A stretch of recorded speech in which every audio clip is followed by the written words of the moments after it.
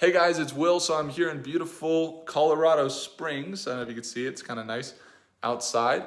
In the Airbnb, it's what it looks like. Nothing crazy.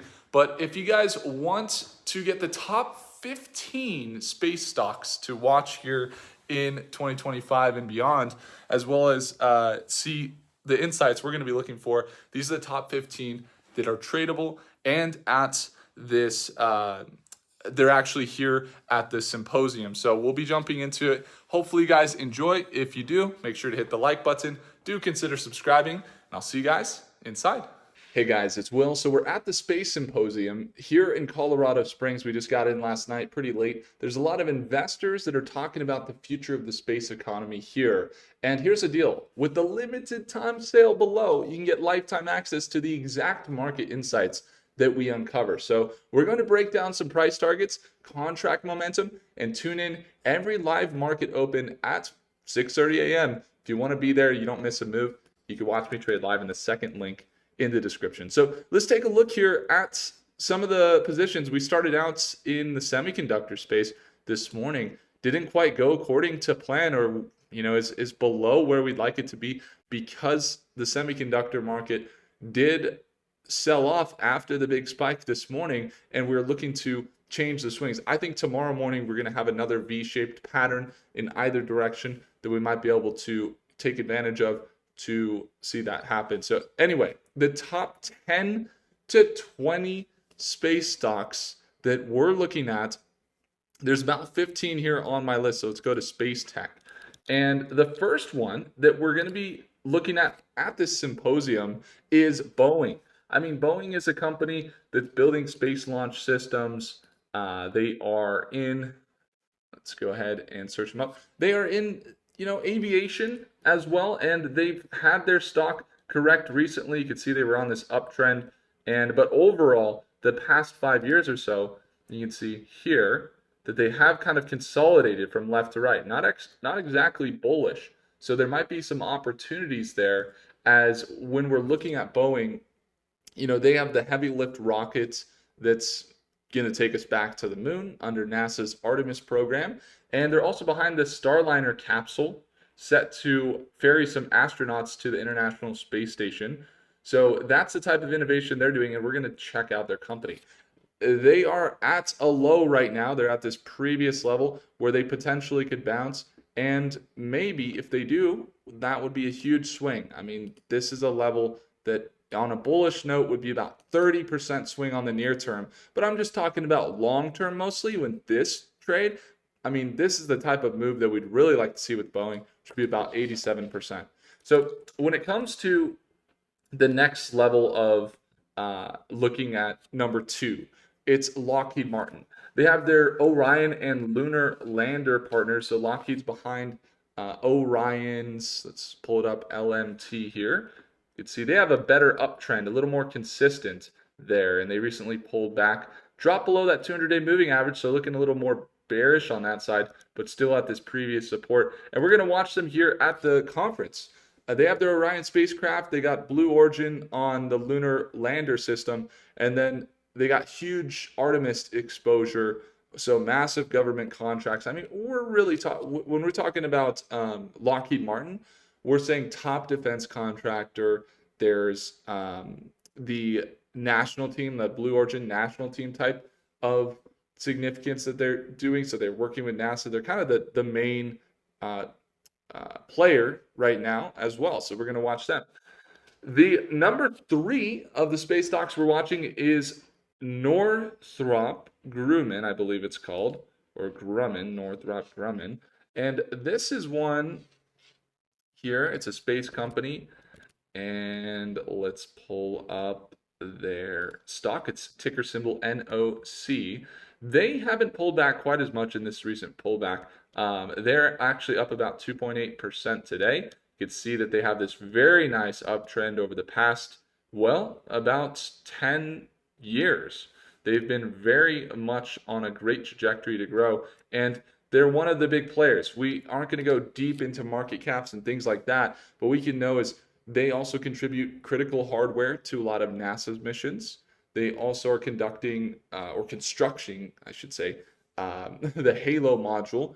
So that's a habitation and logistics outpost for NASA's planned Gateway station around the moon. So they've been leveraging some success with some cargo ships. And additionally, their legacy includes building the James Webb Space Telescope, which has been vital in national security satellites. With broad portfolio, Northrop is driving innovation in launch, human spaceflight, and space infrastructure. That's number 3. The other one we're going to be looking at today, especially, is going to be L3 Harris. So L3 Harris is a defense and aerospace company, and their one we'll be watching. They have Aerojet's propulsion, and they are both in national security space programs and deep space exploration hardware. That's kind of funny. Like when we go to this conference, one of the things they say is like you have to wear business attire.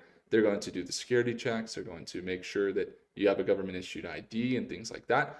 Those are that's kind of interesting. I don't know if that's for all the events, but I'd imagine there's a lot of security to be had when it comes to some of this tech, as it's, I mean, this is supplying major missile warning satellites to NASA launch vehicles. So again, missile warning, that is getting into maybe some defense tech for nuclear warfare. So that's a huge reason why they have had some traction, most likely. The other one that you have here, outside of LHX, they got this pullback down here. They're below the 200-day moving average. Maybe we see them sell off some more, but they have had this consistent uptrend, which kind of makes you think, maybe down to this $179, $180 range, and then a recovery there could make sense. So we'll be watching there. L3 Harris is one that a lot of people probably haven't heard of, but if you're in space tech, you got to be looking at these. Number 5 is Virgin Galactic. Virgin Galactic's got an innovative approach. I know they have some missions where they're building some planes that are going into space as planes rather than launching as rockets. So that's kind of cool. Like they're like hybrid in a way. And is that SPCE? I think that is their ticker. Their stock looks absolutely kind of decimated as of recently, and I don't see any positive momentum on their chart, and they haven't had positive momentum really since they IPO'd back here in 2020 or 2019. And yeah, not looking too hot on the chart there. It's just downward momentum. Some people say that they could be bankrupt, but hey, they're going to be here at the conference, and they're doing commercial space flight. So customers that pay to get to the edge of space, they have Spaceship 2 space planes, and the companies, they're opening the repeatable kind of commercial public people that want to go and get up into the space. So they got accessible, they're making it accessible for civilians to do that. That's interesting. Now, as far as big hitters, we're looking at Rocket Lab. I have a friend that works at Rocket Lab. I'm quite interested in seeing that take place. One of the issues with this stock is it recently sold down to this level in the 200-day moving average, and we'll be watching that one closely to see. Rocket Lab has quickly become a leader in the small satellite launch markets, and they build carbon composite, carbon fiber made up rockets, and they also specialize in building their own end-to-end space solutions. So they build their semiconductors, and they have a pretty rapid launch cadence as they're launching into space many companies that are in satellite. So by the way, if you're wondering how do you actually make money off of some of these insights in some of these companies, I want you to simply take a look at Stockmate. The offer that we have for lifetime access, you get the price targets, you get deep dive reports, as well as our live trading sessions each morning at market open. There's no fluff, it's just clarity and execution. Now, outside of their successful 60 launches, they've been executing with what is called the Neutron rockets, or medium lift reusable rocket. That's going for them. So we're going to see how that is. Number 7, Space Mobile, AST. So ASTS, they are providing Internet of Things. They've been on a very nice trend, recently pulled back, and they provide internet connectivity to cellular devices from the satellites up above. And they got AT&T, Vodafone behind them, and they also have the Blue Walker satellite, which is massive. So that's one key. Number 8 is Lunar, LUNR. Had a lot of people tell me that this is one that should be covered more often on the channel, and that so many people are looking at this stock. They recently pulled back. They're starting to gain a little bit of momentum. One thing to consider, they're the private sector moon lander. So they're the first private company to land on the moon, and more lunar missions are already scheduled. So they're a small cap company, but they have some serious momentum. Now, number 9 is RDW, that's Redwire. You can see Redwire, we've done some previous analysis. We said it's at this resistance right here, this support that it's going to have to break above it. It couldn't hold above that 200-day moving average, so it just broke below. The overall trend was very good at one point. The overall trend the past few years has been good, but a recent sell-off. RSI, MACD looking pretty oversold right now. That's why I have it on the list as well. And they are building power systems for the International Space Station and working on gateway solar panel tech. Also, they pioneer in 3D printing in orbit, so 3D printing up in space. So they're more of an infrastructure play in space. The other one that we have here is number 10. Number 10 is going to be Terran Orbital. LLAP is the ticker symbol. Let's pull it up. LLAP. It's not showing up. So what do? We move on. They locked in a $2.4 billion contract for 300 satellites, tight with Lockheed Martin, big production capacity, some scalable growth, but they are not looking to be publicly traded, at least on our brokerage. Number 11 is Planet Labs. You guys familiar with ticker symbol PL? Kind of looks similar to that Redwire. They actually had a lot more growth. They had this insane drop back here. Not really sure what's going on there. Recently, it's pulled down to that 200-day moving average. And Planet Labs is a little more, I would say, smaller than some of the other ones. The photograph system they have basically takes pictures of the entire Earth every single day, and their data powers like agriculture, deforestation tracking, even military strategy, and they got some constant relevance with that because the Earth is getting imaged daily. That's kind of a big deal. So now, if you're liking some of these companies and you're just like, oh, these look interesting, I want to see what they have deeper. It's just the surface. So we're going to cover them deeper. We're going to get some insights today that we're going to share here on the YouTube channel and definitely in our live sessions at Market Open. Now, we got special coverage here for the Space Symposium because of you guys. Really appreciate you all. We're going to talk to investors, talk to the companies. We got a media pass actually for free. Is a $3,200 value we got for free because our YouTube channel here. And I don't want you guys to miss out on some of the moves that we make as well. So do consider just taking a look at what it would be like to invest in the space companies. I know that they're over the moon. They're way out. Maybe you're looking on a longer time horizon, but these are companies that are doing some really cool stuff. So let's take a look at number 12. Number 12 is Black Sky, BKSY. Ticker symbol BKSY has recently sold off. It's had some momentum from left, well, I don't want to say momentum, consolidation from left to right pretty consistently. Spiked up to $21, sold back down. It's at $6.90. You might say, Will, that's quite volatile. Why are you covering it? Well, they have real-time intelligence from space. So they pair the satellite imaging with more like real-time analytics that can be, analyzed from down on Earth. And they have these new Gen 3 satellites that offer really, really good resolution. And they got a lot of government contracts and they're growing. So that's why we have them there at number 12. Number 13 is Iridium. That is IRDM. Do we have it here on our list? Yes, we do. IRDM. You can see kind of the same deal. We had them in this trend and they broke trend. A lot of the companies here recently did as a result of the widespread market sell-off. But take a look at IRDM from, outside the technicals, broke below that 200-day moving average. The overall trend has been good. And it's been, yeah, it's sold off, but it was just at $6 recently. It's pushed up to 68 at one point. It's down to $26 a share. And they have a satellite phone network. So global satellite coverage.